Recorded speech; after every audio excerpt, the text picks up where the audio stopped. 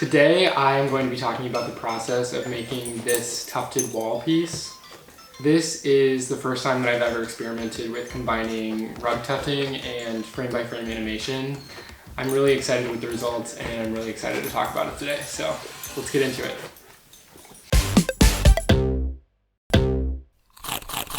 To start this project off, I cut an apple in half, grabbed some reference images, and hopped into Procreate to put together a quick frame-by-frame animation.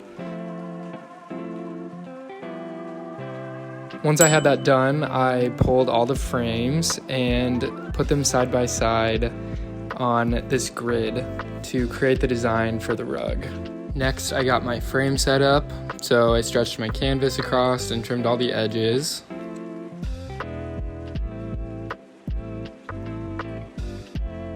And then I projected my design onto the canvas so that I could get everything traced.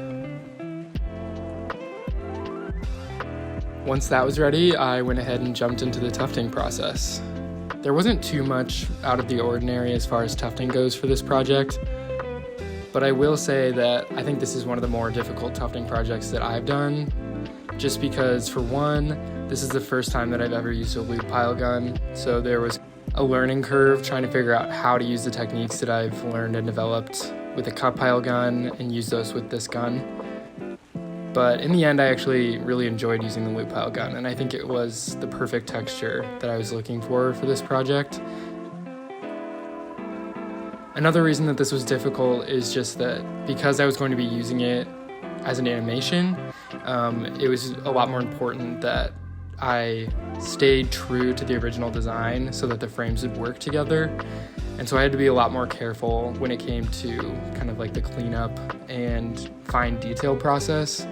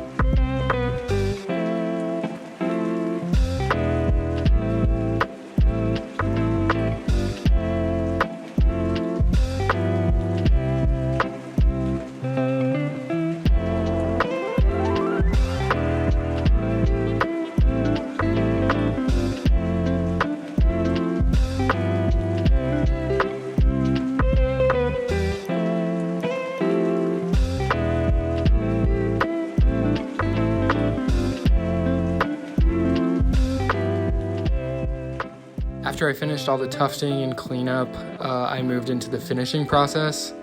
So for this, I used an Elmer's PVA for the backing adhesive. Just because it's going to be hung on the wall, it doesn't need to be quite as durable as a rug that would be used on the floor.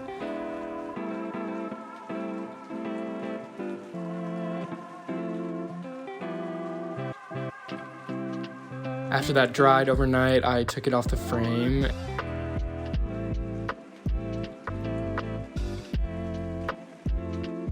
Trying to figure out how to get this into the final frame was really difficult. It's definitely different than the typical backing process that I'm used to, and so I had to try some new things. For example, I tried 3 different adhesive options to try and attach the rug to this hardboard.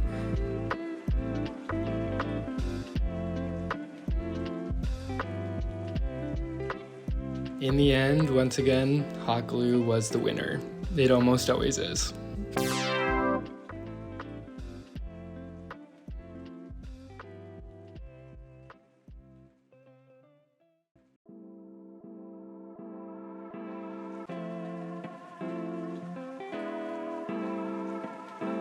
I wanted the framing of this piece to feel really complete and finished.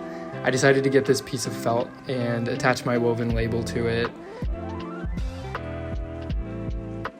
Then I used a contact adhesive to attach the felt to the back of the hardboard, and I really liked the look of this.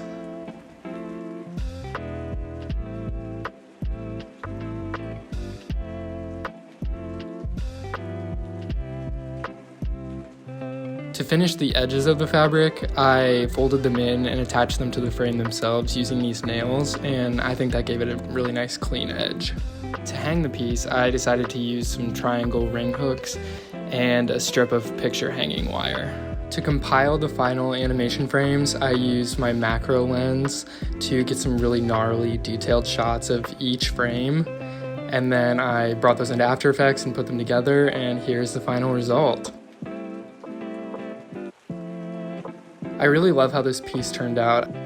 The imperfections of transitioning the design from, a clean illustration in a digital format to this very texturized and very messy medium is, I think, so cool.